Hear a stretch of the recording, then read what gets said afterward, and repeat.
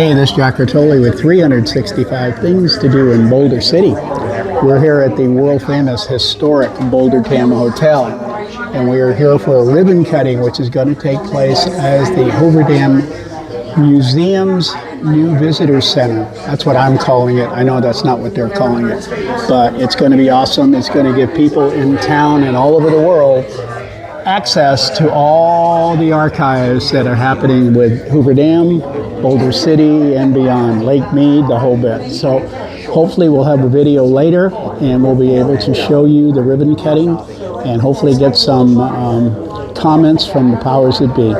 So this is Jack Bertoli again, 365 things to do in Boulder City. We will talk to you soon.